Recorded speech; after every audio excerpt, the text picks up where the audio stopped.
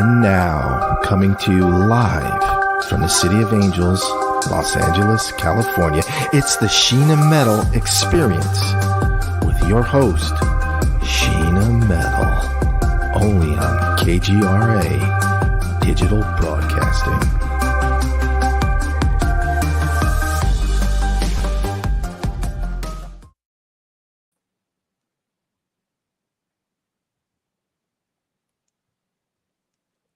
Hi, and welcome to the Sheena Metal Experience on KGRA Digital Broadcast Network. I'm your host, Sheena Metal. I'm a psychic medium. I'm an interfaith minister. I'm a 29-year talk radio host in Los Angeles and beyond. I'm a performing and a creative artist, and I'm a paranormal survivor, and I come to you live from my home in Southern California every Friday at 3 o'clock Pacific time. This show is about spirituality. It's about creativity. It's about humanity. It's about passion. It's about service. It's about becoming and then being your best you in this big, beautiful world, and then inspiring others to do the same. And every week on the show, it may be my show, and that is true, but it's always, without a doubt, your experience. My guest today is, like me, a fellow paranormal survivor, an empath, and just a joy to have here on the show, on any of my shows, for the very first time.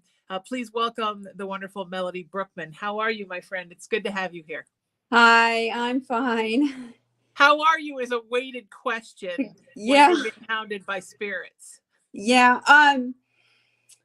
Well, I have sometimes an hour break here and there if I'm completely busy and not engulfed in it. But other than that, I just try to plunge through and get through the day and get through the night. I don't sleep very well at night. These things wake me up all the time. They're always touching me, grabbing me, poking me, prodding me. They're hurting me. They'll sit on me and do horrible things to me. So if I'm lucky, I can get half an hour to an hour sleep every night. And then Wow. once a week, I get at least 4 hours of sleep once a week. Wow. So let's talk about the beginning of you and your history. Have you always been susceptible to things that are paranormal and spiritual? Because I find mostly with folks I know that are empaths, and I can feel off you right away that you're like a super empath, that usually the gifts are very strong when you're young, and then the world kind of culturalizes you and socializes you out of it, right? And then at some point it all just comes back, and it's like the floodgates open up and it all comes back. So when you were really little, were there encounters with spirits? Yes, there was. When I was 4 or 5 years old, I'm trying to remember the age. It was such a long time ago. I was living in Northern California, Mountain View, with my family, and we have a 2-story home, and back in the early 70s or late 60s, the old heaters make a ticking noise when they start to light up. And my family was asleep in their beds, and I was in my bed. And usually I hear the ticking noise, and I usually have my door open, and I usually, just normally just kind of curl up and go to sleep. But that night, we also had a plastic mat on top of the carpet. And that night, with the ticking noise, it sounded off. And then I heard something walking up, and I saw this black shadow in my doorway. Wow. It came in, and the door shut. It walked over to me, and it looked like a person, but it was completely black. And I got the feeling it was male. And as soon as it came over to my bedside, all the blankets and sheets got ripped off of me. The room was very cold. I couldn't move. Sure. And it turned around, walked towards the doorknob, and it disappeared body part by body part, touching the doorknob. And the last to go was the hand on the doorknob. Mm. And things started disappearing around the house. I got blamed for everything. My toys would disappear, and they'd wind up in some of them came back in the strangest places. Back then we had a bread warmer. It was a basket, and it had a little bag inside, and you plug it in to heat up the bread. And I had Don dolls back then. They were very popular.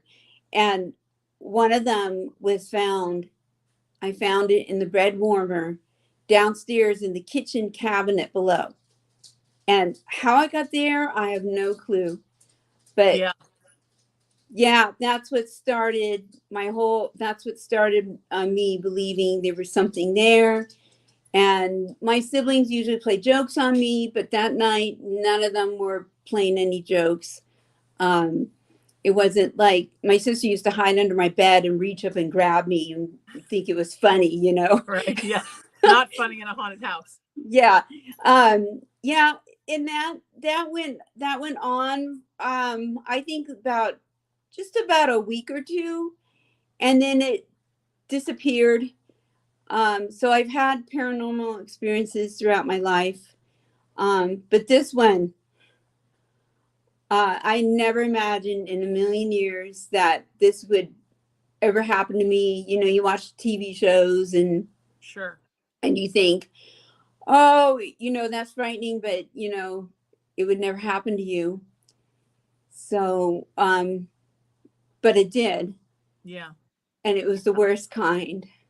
Well, I grew up in a house from the time I was 9 until the time I was 13 outside of Baltimore. Mm-hmm. And it was a house that was just, it probably had a vortex and 3 portals. I mean, it was like a Conjuring house or an Amityville house. And Wow. I know what you mean. And one of the things that used to happen, so my mom had this weird thing that her jewelry was going to be stolen. So instead of keeping her jewelry in a jewelry box, she always wrapped it in a bag. And it was like in one of those soft jewelry travel pouches, but then it was in a Ziploc bag. Yeah. And then she would tape it behind a bookcase. Oh my gosh. And my parents did not get along. They fought all the time. Without a doubt, she would go to look for it and it would be gone. And it would wind up always on my father's workbench in the garage. So then she would go to my father and say, why did you take my jewelry? And he would say, I didn't take your jewelry. And it was this constant fight with the two of them. Why did you do this? I didn't do that. Well, yeah, it happened all the time. Things always moved. And when my clients say to me, it's so weird, I don't know why my ring keeps disappearing from the jewelry box, or, you know, I can't find my driver's license. It's very typical around spirits for them to move things because that's one of the things they can do. The house that I'm in, I actually live in my childhood home now, but not that house. Right. When I was 13, we moved to Southern California. And last year I moved back into that house after my mom passed. And it's on an Indian burial ground. And, oh my goodness. You know, I'll go out for the night and I'll come home and the gas will be on. Or I go out for the night, I come home and the bathroom sink is on. It's like the little things. This isn't as terrifying as that house was, but it's still the little things they can do to let you know they're there, right?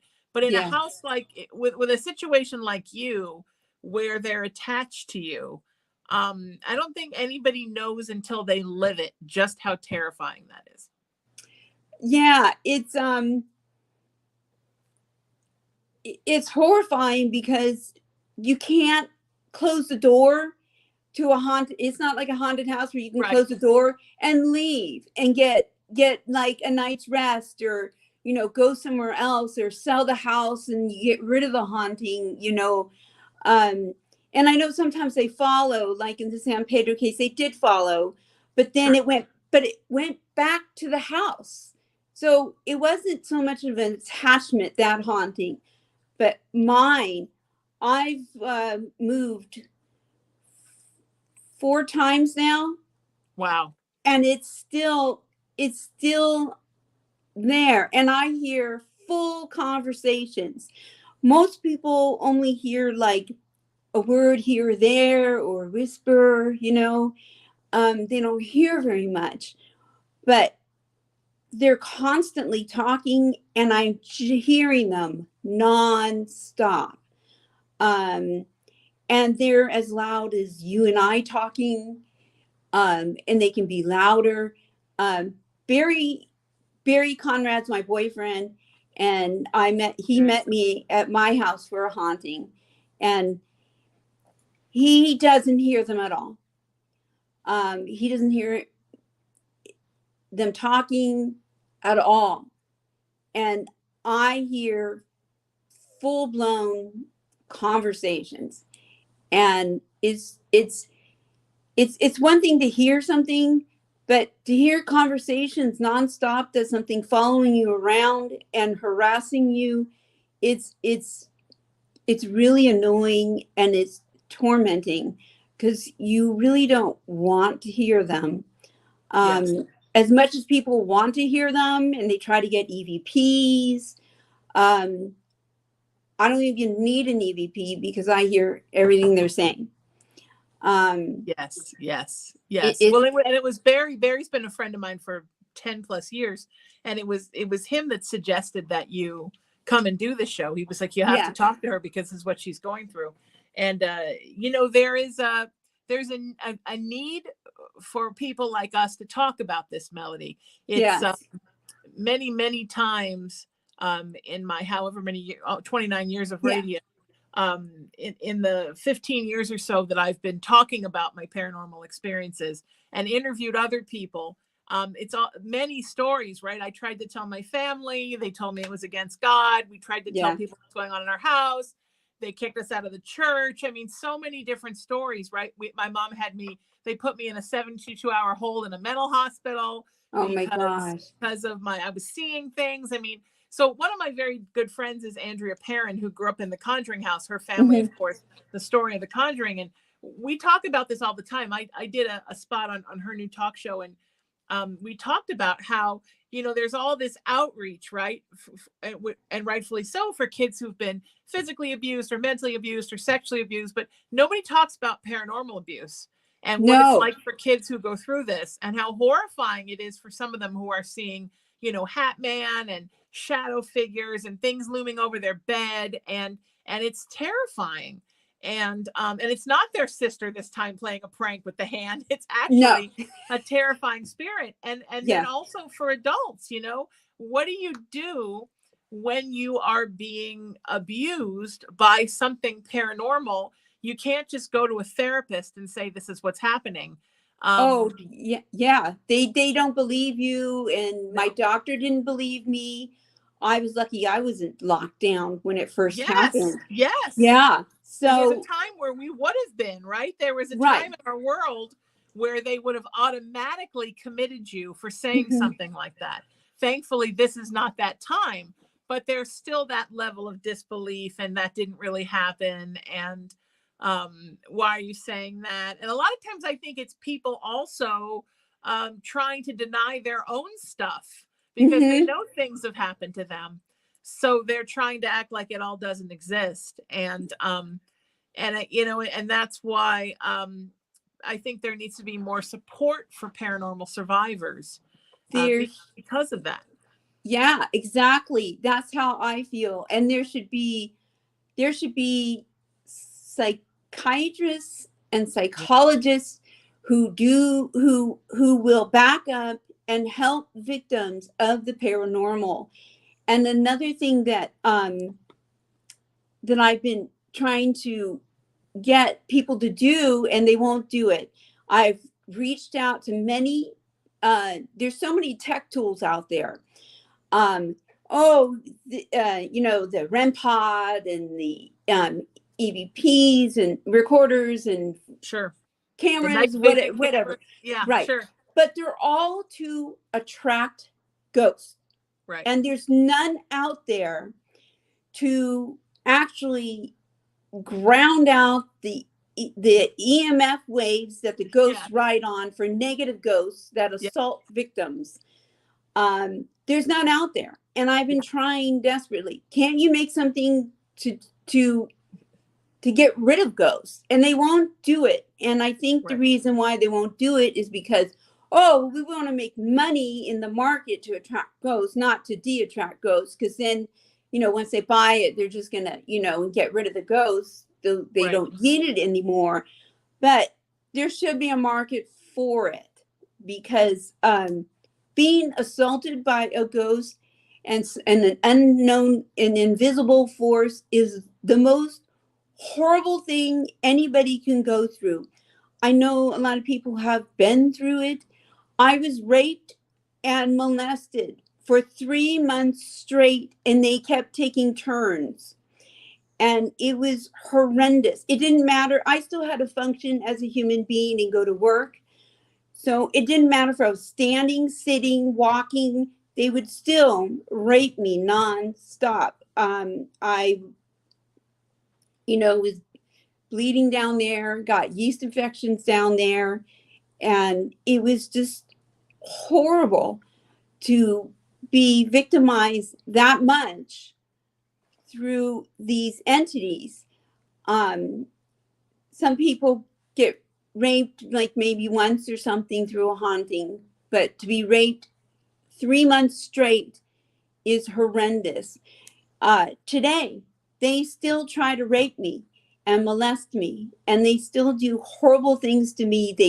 They lick me on my private parts. They pinch me down there, and I can feel it. And I still have to function as a human being, work. I work in a dental office, so I can't stop my work and say, oh, sorry, I'm being licked right now. It's just this horrible thing. Sorry, yes. Spectral cunnilingus. I need a 15-minute break. Yeah.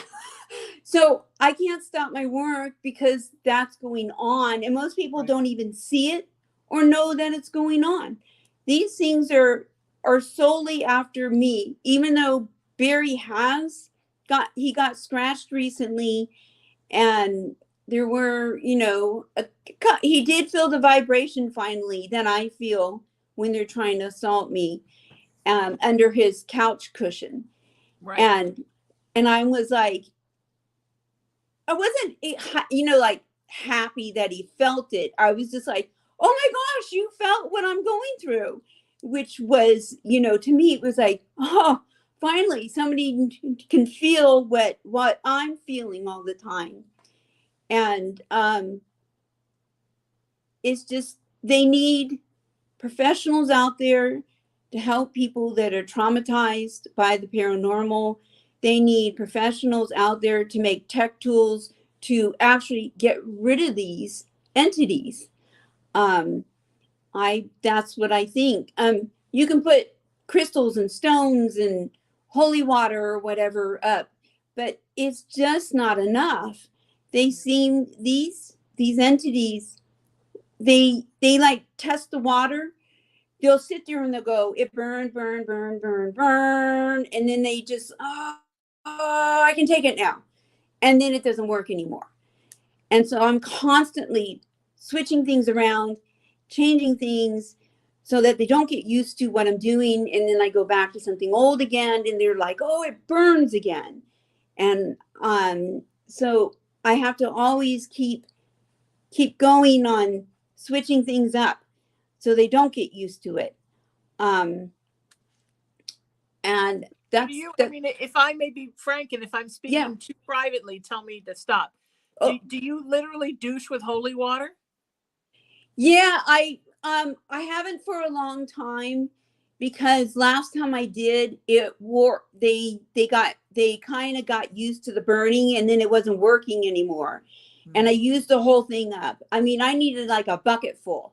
It wasn't even, it wasn't even like, oh, you could use a little drop on you and you'll be okay. Then with what I'm going through, because they follow me everywhere, I literally need like a bucket full of holy water. And even then, it doesn't always work. I just recently went to a Catholic church, and I had 2 containers blessed, and they were really pissed. And I hear them in the background. It burns, it burns, it burns. And he's telling the other one, Right, go away. just get used to it. Get used to it, you know? And Yeah. so that's what they're doing. They're testing it out and they're getting used to the burning. So then it wears off. So I have to switch it up. So I think most people who have like a regular haunting where it's not that severe and maybe they're scared, it would work on them. But with me going on 16 years, Wow. You have to switch things up and it's not working. I do something that I'm sure other people have done this, but I took mine to the extreme on this because the assaults were so bad. And they're always down. They come up through the bottom of the mattress to assault me instead of the top. These things are trying to be evasive. I've seen orbs go underneath cameras. And so what I do is I wear Spanx at nighttime. Okay. You know what Spanx are, right? Sure. Yeah. Like Yeah. that sounds very uncomfortable while you're sleeping. Yeah. So it's to hold if you're overweight, it's to hold your weight in, Mhm. you know, and people wear it during the day, you know, and it's very uncomfortable. I used to use a waist cincher and I would put books and crosses and other stuff inside of it around my waist and I could get some sleep. But, you know, you're squeezing your organs in places that are not supposed to be put. Right. And Yeah, and then you couldn't breathe. From a straight circulatory perspective, it's probably not healthy to have to do that. No, it's not. And I was like, there's got to be another thing. So I tried putting stuff down my underwear, and I'd find the book way down at the bottom of the mattress or on the floor because they would move them out. Right. Because underwear, it's just cloth. It's just fabric. They can move it, and they move the books out. Barry felt one of the books it was a Catholic prayer book. Okay. And it's a pocket I was pocket going to ask you size. if it was like Bibles and stuff that Yes, you put in there. it is Bible. My Bibles are all worn out. Their pages are being ripped out of them because I sleep with them every night. But I showed Barry, I said, I had the book on my leg because he sits on the side, the outside side of my thigh, not on top. And it feels like 100 pounds sitting on the side, which I mean, these things can defy gravity. So that's what they do.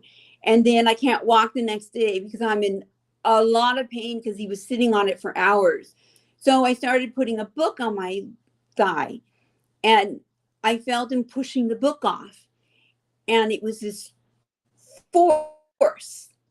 It was, you know, imagine a book and he's going to shove the book off my leg on the side too. And I said, Barry, I want you to feel this.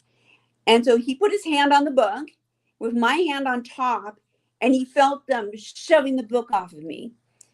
And then, so I wear these Spanx, and Spanx are just tight enough to where they can't move anything out.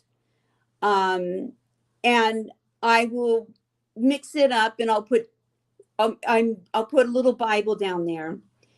And I bless it every night. Good. And I bless it 3 times, Trinity 3 times. Good. Because if you do it 1 time, it's not effective. But if you do it 3 times and ask God to bless it and say amen and thank you at the end, then it becomes blessed and not just a Bible. So I put that down my pants, and I put there's that exorcism book that I put down my pants that they've been trying to get a hold of and trying to see what's inside of it.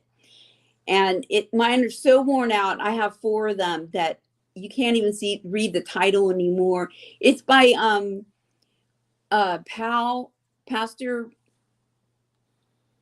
Powell or something. I can't remember his name, Okay. but anyways, they don't like the book and it makes them disappear for a while. So sometimes I'll switch it out, put that book down, or I have a little prayer book against the prayers of darkness, it's called, and that one they don't like either. And they're trying to, the title's worn off.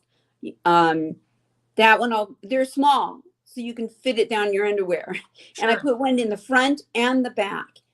And if you don't put it in the back, then for me, my case is so extreme that I have to have it in the front and the back. I sleep with it on every night. And they can't move the books out. They can't move anything out at all. Because the underwear is too tight and they can't even get the underwear off of me. So that seems to help. And I've tried different stones and different crystals, and maybe the voices will go down for like a week and then they come back up again, the volume. And I was like, well, this isn't working too well. And then I met Ann Bender. She's a psychic medium. She does haunted hospitals or 911. She gave me this stone. I don't like saying the name of it because they're trying to get the name of the stone from me. It's a shugnite. And oh, yes, sure. Yes. So I found some that are round and about 2 inches and they're real thin. And I use this wig tape that's 2-sided. And because if I just put the stone on me, they would just knock it off. And then it doesn't work anymore. And I put a cross on it and I bless them. So I use this wig tape and I've been using it for several years now.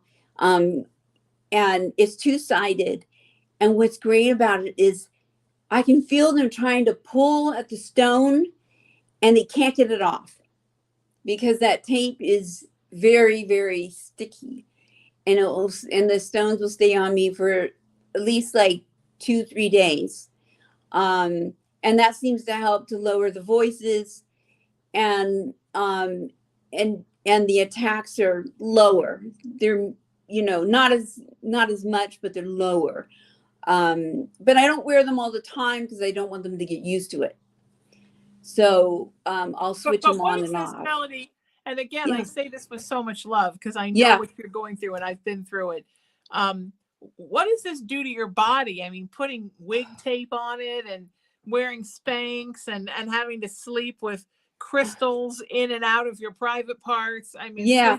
sleeping on a prayer book. I mean, what does this do to your physicality? Because it seems like, like you're having to wear a whalebone corset 24/7. I mean, or you're having your feet bound. I mean, the level of uncomfortability, right? It's like torture. Right.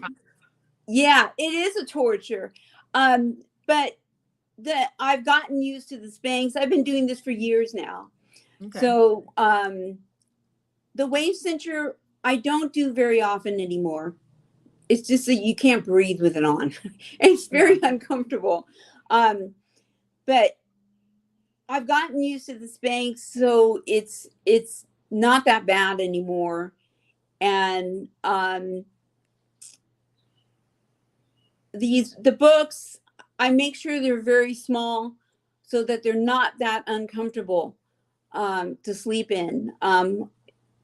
And I do have stuff in the books as well to help me, crucifixes that I blessed and other stuff to help. And sometimes it helps and sometimes it doesn't. It seems like it helps for a while and then they attack me again. It's like they're trying to get used to it. I'm sorry, they're heating me up right now. That's another thing they do. They like to heat me up. They put like a fire behind me and they make me sweat. And it's just, it's horrible. I mean, do you ever get a decent night's sleep? I mean, do you ever wake up the next day and feel like you're rested? Yeah, once a week I get like maybe 4 hours sleep, and I'm rested. So in the morning I take half a shot of an energy drink and vitamin B12 to get going. Otherwise, I wouldn't make it through the day. And I've gotten used to like a schedule, that I do. And then I try to eat healthy, and I try to take vitamins. Um, they do stuff to me, like not only physical, but inside my body as well. So the migraines, and they used to choke me all the time. Um, and that they can't do anymore. Good. Thank goodness. And but I can feel like a hand around my neck. It's not a normal hand. They still try it every once in a while. They'll make you nauseous, and I've thrown up. Sometimes in the morning I'll throw up. Um, every once in a while they do that. They think it's funny or whatever. Um, and then they squeeze my abdomen real hard inside my body, and that's excruciating pain. It's your worst menstrual cramps that you've ever felt in your entire life. You just want to curl up and die. That's how bad the pain is. They'll stab me in my back when I'm working. Lately, they'll make you go to the bathroom all the time. They think that's funny. They'll give you diarrhea. They'll grab my ankles, and I'm constantly, I got a new bruise. I'm telling Barry, I got a new bruise on me. And, it's just, It's awful. And it never it's stops. horrible to go through this. I mean, I sympathize with anybody else that's going through this. I think my case is more extreme than others. Most people just get followed, and it's normally a human spirit, and they can find a way to get rid of it. I've been searching and looking for a way to get rid of this for 16 years. I've been exercised. I've been I did the rock salt, the sea salt, you name it, I have tried it. And the rock salt, I did that. And I went to a Reiki healer, Mike Paulson, and he told me, oh, put out rock salt. They don't like it, And I put it out all over the place, under my bed, throughout the house, and not just little tiny things. Most people just put a little thing in the window or something. And I'm like, with my case, I have to put like a huge thing of it out. And they stomped a 4-fingered handprint in the rock salt twice. And I was like,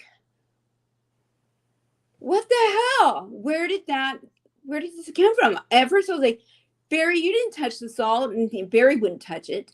Barry knows better. And so I took pictures of it and stuff. And then I put out a fresh batch, and they did it again. And I was like overwhelmed with the feeling of, wow, this must have really either pissed them off, or they're just saying, ha ha, laughing at me or something. But yeah, everything I try, it just doesn't seem to work. They seem to get used to it, and it just is defeating. I mean, you must spend your life. I mean, just now I've been trying to like look up some remedies for you. You've been talking about this. just hoping I could throw something in. Yeah. But, I mean, as soon as I look something up, you've already done it. And this probably Yeah. sounds dumb, but have you tried like white light protection prayers? Do you? Because when I I've lived in that tried haunted that. house, that was the only thing that worked. Was if my mom and I both said the white light protection prayers, we could sort of keep it away. That doesn't work for me. I've tried that. People will tell me, think of a white light, and all I saw was darkness. I could barely get white light in. Oh, not And think I of the was, white light, but literally ask the white light to come yeah, and protect you. And the Lord's Prayer. I mean, if I were you, I would take a little Lord's Prayer and stick it in a little glass vial and maybe put it where the sun doesn't shine. I have a Bible shoved down me every night, and I do carry one with me at all times. At work, I have all this stuff in my pants and my pockets. Most people don't even know what it is, and I'm like, oh, it's a holy cross, and it's a little cross in my pocket. It's the Virgin Mary with the Well, prayer. I'm going to send you my white light protection prayer that worked in that house. I'm going to text it to you. And then also print out a little, I know it sounds crazy, but print out a little Lord's Prayer. Oh, I've done that. Dig in your pants. Because I think for some reason, they don't like the Lord's Prayer. When I get spiritually attacked, and thankfully, since I left that house, it's only happened a handful of times, I recite that over and over again until they go away. I've been praying for years, and some nights I won't pray, just to give it a break. But I've been praying and praying and praying. And I used to get mad, and I would say the Lord's Prayer. I'd say all the St. Michael prayer. I'd say all these prayers, and I'm like, prayer is good too, but for some reason it doesn't work as well as the Lord's Prayer. I don't know why. No, it doesn't. It seemed, and I never was able to see what was going on, or if something was helping me at all. And then it wasn't until like the last few years that I started seeing this like red veil. Interesting. And it's like a C, but it's red. Mm-hmm. And I would see stuff in it, and these things that I would see, some of them would come true. And I was like, why am I seeing this? And then, but I've been praying, and now I have to pray 3 times. It's like I have to say the verse 3 times, the Trinity, or 6 times the Trinity, and then I thank them for helping me. I thank them. And when I get sick with the flu, or I've never had COVID yet, thank goodness. But when I had the flu, I was sick in bed for 4 days. I mean, I couldn't eat, couldn't get out of bed. And these things, they royally attack me when I'm sick. As all people your defenses are down. Yes. Right. When you are weak, they attack you. Right. Absolutely. Yes. And so I was playing, they have these YouTube videos on angelic music and this and that. And I thought, well, maybe just give it a try. And this is something that's been new in the last few years, is all this angelic stuff. Yeah. And I thought, well, we'll see what happens. And I was in bed sick with a fever and puking.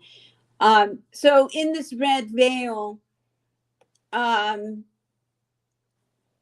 they were very angry about the music. And I was hugging, a Bible, because I was really sick. And during this time, I finally saw, I'd been seeing these blue streaks being thrown for 16 years. And I'm like, what are these blue streaks? And they were saying, they kept calling them arrows, but I don't know what they really were. I just see this blue streaks, and there's a lot of them. They're constantly being thrown. And so during the time I was sick, the blue streaks were there, and I saw this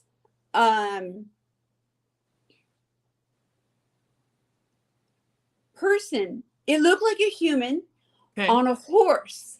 Okay. With large wings, and he was carrying like a spear or something. And he had short hair, and the wings were like wounded. Okay. And I was trying not to think anything or say anything. And I really wasn't talking because I was still sick. And it was flying towards me in this, because when you close your eyes like slightly, and most psychics can see what's going on when they close their eyes and stuff. And the same thing with me, I see stuff. And so I see him coming with the horse, and they were screaming, St. Michael's here, St. Michael's here, and I was trying not to take a note of it because I didn't want them to know what I was thinking about. And I don't want to say, yes, I saw St. Michael. And the only thing that I could logically think was that was St. Michael, because his wings were wounded. And I was like, well, he battles, the demonic all the time from what the scriptures say and everything. So I'm like, it's only logical that this is truly what this is.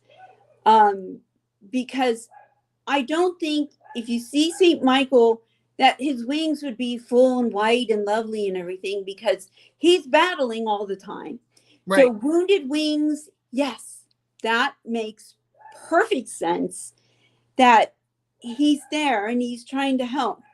And they got upset, and I saw this door, and it slammed. I heard the slam of the door. It wasn't like a door, it was like a black hole that looked like a door. Okay. There was no actual door on it. It was just like the outline, and it was all black. And I heard the slam, and next thing you know, I see these hands pounding on the door to let me back in, and the entity is screaming, "Let me back in!" And he's in these fluffy white clouds around him, and the hand isn't normal because these things are not human. And I didn't want to, think, did he just get closed out of the portal that let him in to begin with? I mean, why would he hear a door slam? It was kind of weird. Right. But it would be hard to keep him out of something. I mean, it would have to be something. Yeah. I can't even think of how strong it would have to be to keep him out. But when you said the first thing about the blue streaks, the first thing that I thought was angelic, because that's usually when you see that kind of blue in a streak, that's usually an angelic is coming or has just left. Right. But these things are thrown at them all the time.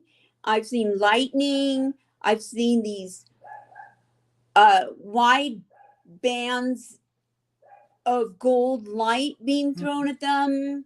That's seen almost like Christ light. Yeah.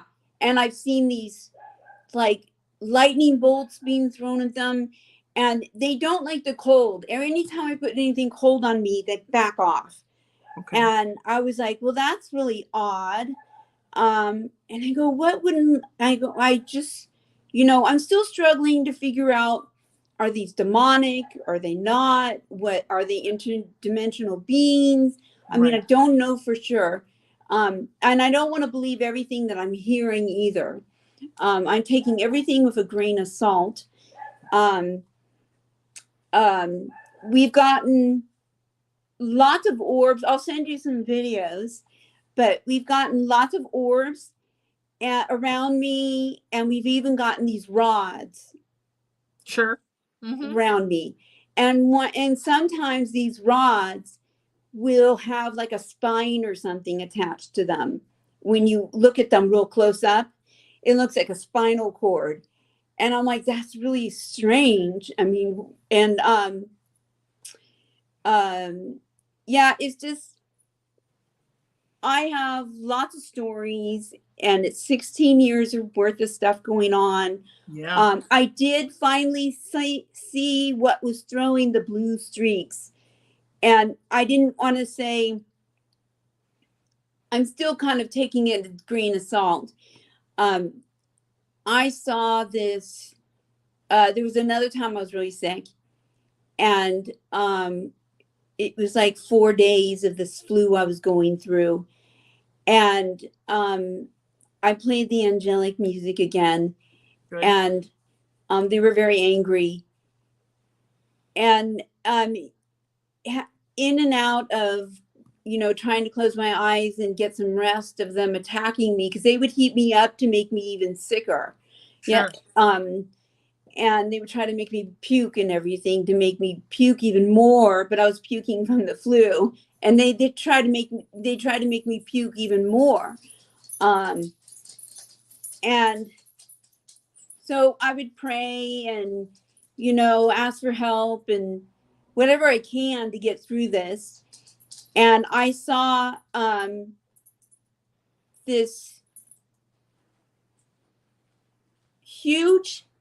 I finally saw this huge head, profile of a huge head. And he had his mouth open, and the streaks were coming out of his mouth. And I was like, what is that? And I was trying not to say anything because these things were attacking me, and they were going, God's here, God's here, God's here. And they're all, God's. And then they were saying that, because I was always hearing this one-sided argument. I'd wake up in the middle of the night, it's always 12, 12:30, 3:30 in the morning, Sure. and 6 Yeah. and 6:30. Yeah. Yeah, Right. that's when they seem to wake me and keep me awake during those hours. And they were saying, I hear these one-sided arguments, and he was saying, I know I'm not supposed to be here. And he goes, but I want her. And he's like totally obsessed with me. He's in love with me. And he goes, I'm not supposed to be here. And he goes, I know you're very busy. And the other one screaming, Jesus is here, Jesus is here, but I'm taking everything with a grain of salt. And this head was huge, and they were like, that's God, that's God. And then they went screaming that God's blowing cold air on us. And it's just some strange, it sounds like some strange, absurd story. I laugh, but it's these it things. Does.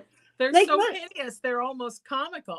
I don't keep bringing up things. Have you tried? But I mean, have you tried getting medicated? And I only say that because I know that sometimes certain drugs like opiates and things that are like a tranquilizer will literally buffer your channel so things can't get through. I mean, I know people that can't handle their psychic gifts. They go on medication to get rid of it, to blanket that channel. Yeah. See, the only thing that I've been on was my doctor prescribed me Seroquel at nighttime. Okay. Now Seroquel is usually used for people who have schizophrenia. Right. To calm the voices down, and and they use it during the daytime.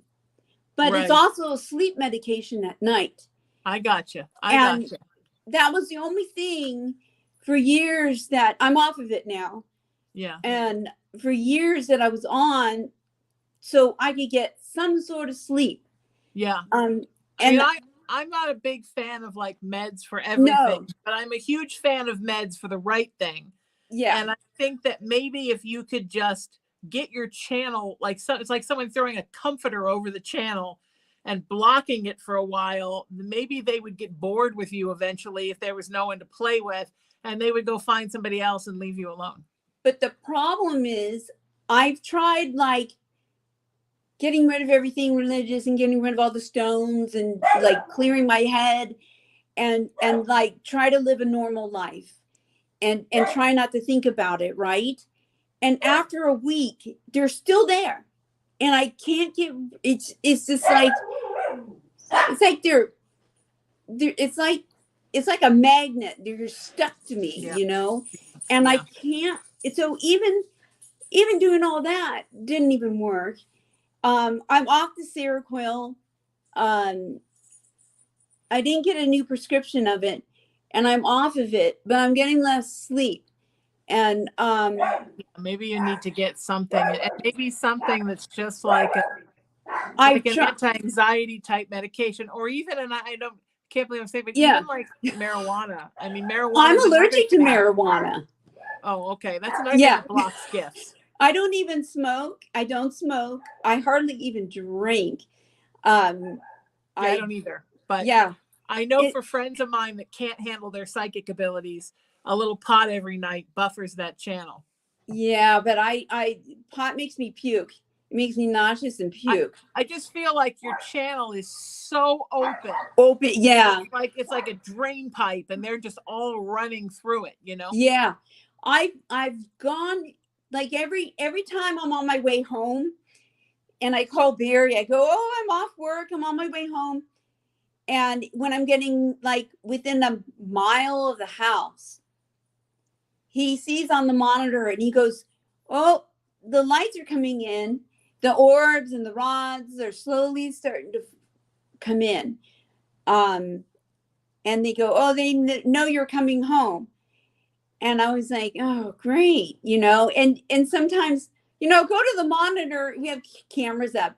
I'll go to the monitor and I look, and it's like regular outside, regular nighttime outside. And I'm like, "Oh, good. Maybe they're not coming. Maybe I'm not getting anything tonight." And as soon as I open my mouth, it starts raining in again. And I'm like, seriously? So I've started to go outside and I tell them, I said, "Please, you know, I know you guys like me, but, you know, only the positive can be here. And please don't bother me. Don't bother me when I'm sleeping, please." I said, "I know you want to put messages through and whatever, but don't bother me when I'm sleeping during the nighttime." And I know that their time is different. They don't have a time where we do. Right. And so I'm like, "Please don't bother me tonight." Oh, honey, I'm so sorry that we're out of time. I'm so sorry you're going through this. Is there a place where people can find you online? Yeah, I'm on Facebook. You can find it under my name. And I'm also, I do have a YouTube channel. I don't put much up, but I should be putting more up. So you can find me on Facebook. Okay. That's a good place to find me.